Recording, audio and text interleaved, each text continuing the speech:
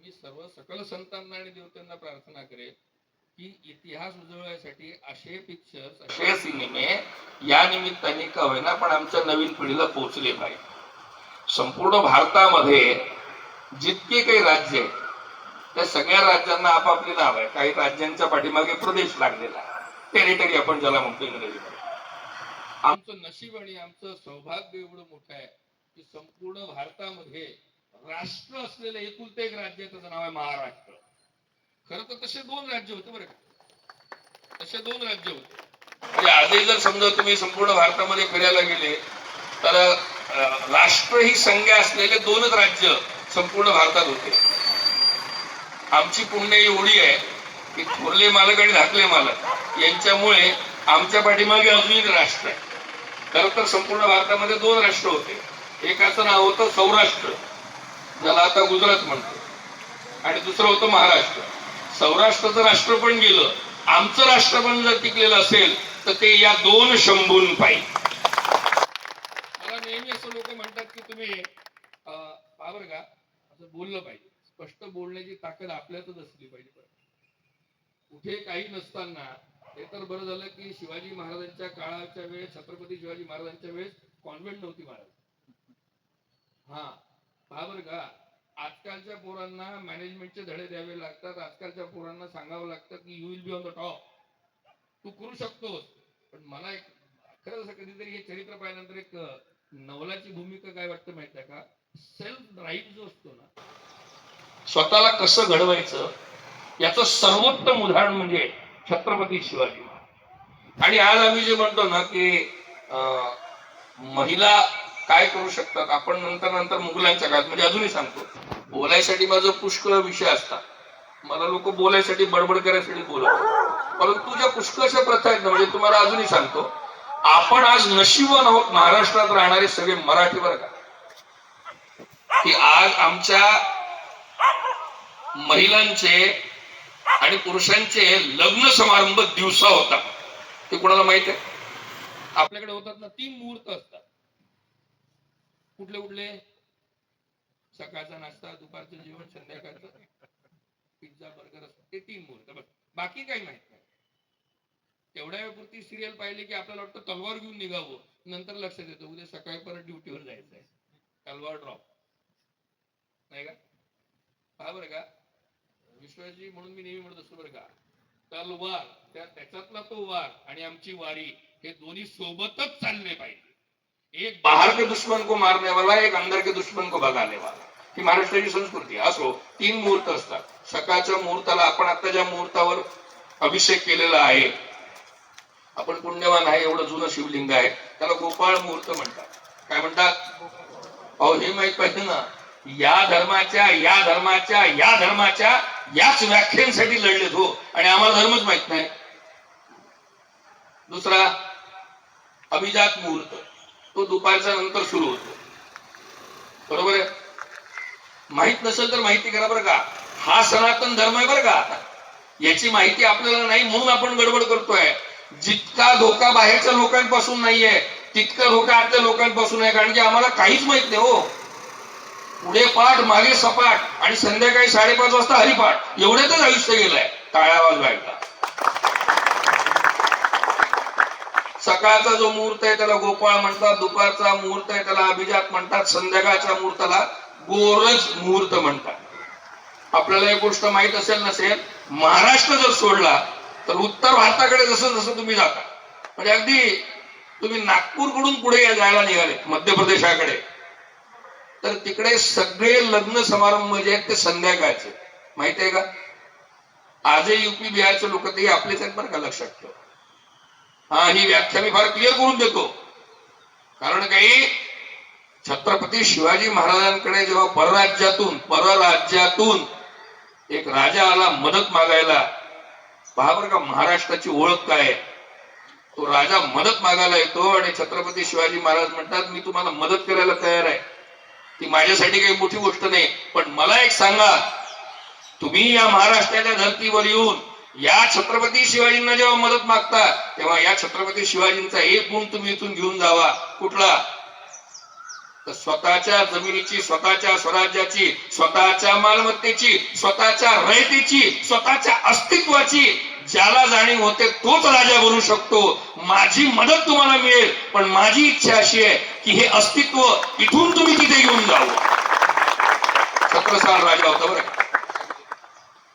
आणि म्हणून असं म्हणतात की महादजी शिंदेंनी पानिपतची लढाई झाल्यानंतर दिल्लीपर्यंत झेंडा लावला होता. अजूनपर्यंत तो आम्ही लावू शकलेलो नाही. आम्हाला अजूनही काही मंत्रिमंडळामध्येच ओके वाटतं, छोटासा जरी का होईना म्हणते. हे अस्तित्व असतं बरं का, हे अस्तित्व असतं. तर आजही तुम्ही जेव्हा छिंदवाडा म्हणजे मध्य प्रदेशच्या पलीकडे जाल, संध्याकाळी लग्न होतात. नवे नवे ती रूढी परंपरा एवढी पक्की बसलेली आहे की आजही युपी बिहारचे लोक महाराष्ट्रात राहायला आले तरी त्यांचे मुहूर्त सगळे रात्रीचेच असतात. त्याला काय म्हणतात? गोरज मुहूर्तानंतर. का बरं? काही धर्म आहे का? काही नियम आहे का? काय कारण असेल माहित नाही ना. माझं लग्न नाही झालेलं आहे, पण बाकी लग्न झाल्यानंतर विचारतो ना. आणि मला बिलकुल दुःख नाहीये. मी तर सजेशन देतो, ज्यांचे नाही झाले नशिबाना बाया फक्त ना. त्याचं कारण असं होतं, महाराष्ट्रामध्ये महाराष्ट्रपणाचं अस्तित्व होतं. शिवछत्रपती. याच राज्यामध्ये मुघलांचा माज नव्हता महाराज. आणि आमच्या महाराष्ट्राला ही जी स्वतंत्रतेची अस्तित्वाची सवय जी आहे ना, ती पहिलेपासून आहे बरं का. आणि ती देवतेची परंपरा छत्रपतींनी पाळली, छत्रपतींनी अस्तित्वात आणली. बाकीच्या राज्यामध्ये रात्रीचे लग्न करण्याचे कारण असं होतं की दिवसा लग्न मुहूर्त दिसला की हे मुघल यायचे आणि आमच्या महिलांना बाटव्यासाठी उचलून घेऊन जायचे. त्यामुळे तिकडल्या प्रांतांमध्ये या मुघलांची एवढी धास्ती होती, परत सत्तेची एवढी धास्ती होती की रात्रीच्या रात्री लग्न निपटून टाकायचं, वरात रात्रीच्या रात्री पाठवून द्यायची. कोणाला माहीत पडो अन्यथा नाही, परंतु घर बाटलं नाही पाहिजे, धर्म बाटला नाही पाहिजे. हे कारण आहे बरं का त्याच्या पाठीमागचं. आणि म्हणून आज तुम्ही सूर्याच्या साक्षीने दिवसा ढवळ्या लग्नाचे मुहूर्त लावता महाराज. त्याच्या पाठीमागे माझा देव आहे हे आपल्याला माहित नसतं. आणि तुम्हाला अजून नवं सांगतो की बाकीच्या राज्यांकडे काय आहे काय नाही. ते लोक म्हणतात की खरं तर किल्ला हा शब्द आपला नाही. आता यावर्षी मराठीला अभिजात दर्जा प्राप्त झाला. हो नाही, पुष्कळ साहेब बरं का, बोलायला भरपूर आहे. इतिहास जर सांगायला गेलो आपण तर आपल्याला नवल वाटेल. आज अभिजात मराठी झाली म्हणून आम्ही गर्वाने बघतो. या मराठीला सर्वात पहिले अस्तित्व दिलं ते महाविष्णू माऊली ज्ञानोबा महाराज. ही मराठी किती नशिबान असेल महाराज. कुठल्याही भाषेला एवढं सौभाग्य नाही.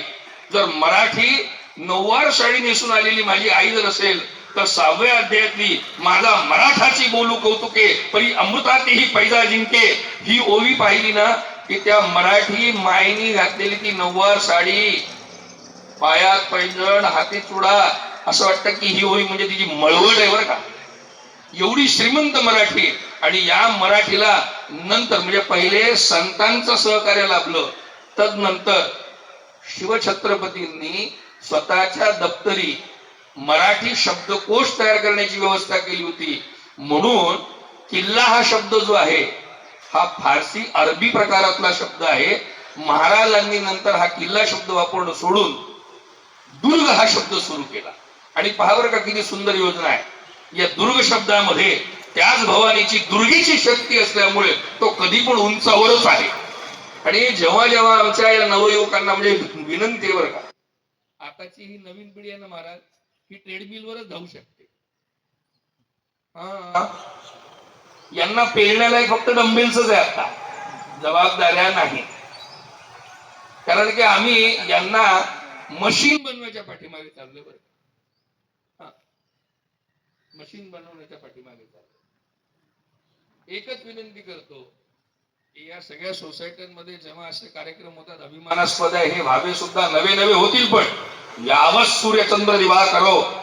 छत्रपतींचं अस्तित्व आम्हाला नेहमी खरंच सांगतो बरं का चमकवतच राहील, आम्हाला सुवर्ण दानच देत राहील. परंतु या नवीन पिढीला कधीतरी आमचा रायगड दाखवा, आमचा राजगड दाखवा, आमचा तोरणा दाखवा, आमची शिवनेरी दाखवा.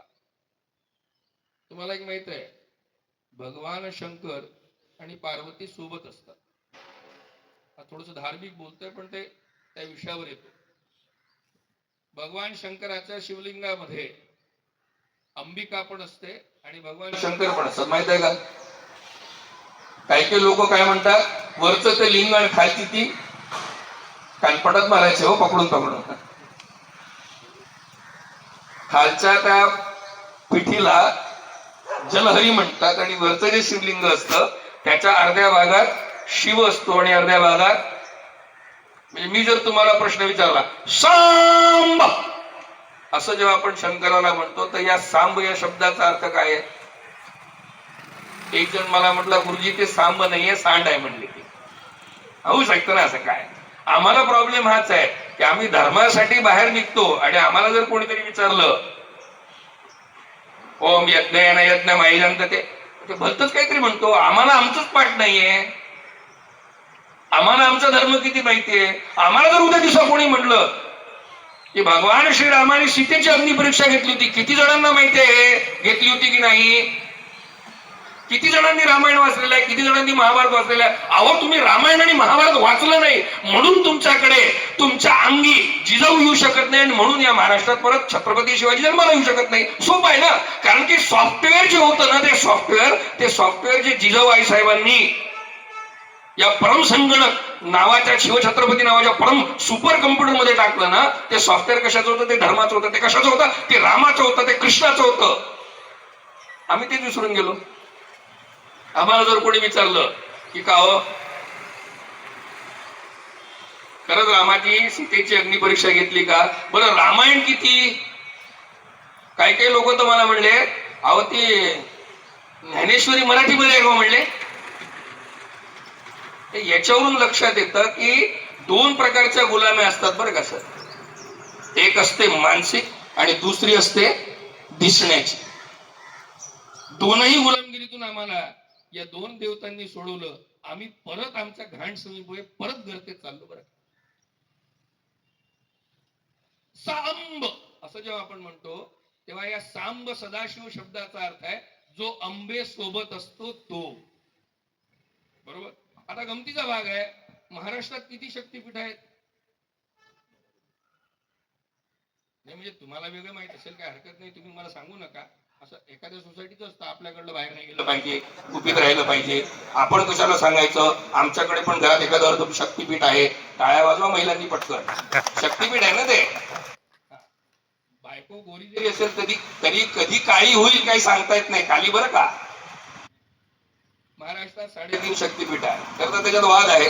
3.5 शक्तीपीठ जर असले तर बाकीचं उरलेलं अर्ध शक्तीपीठ भारतात कुठे ते माहित नाही. पण असो, आता तुम्ही गमतीने पहा, जेवढे काही शक्तीपीठ आहेत, देवींचे स्थान आहेत, ते सगळे डोंगरावर आहेत.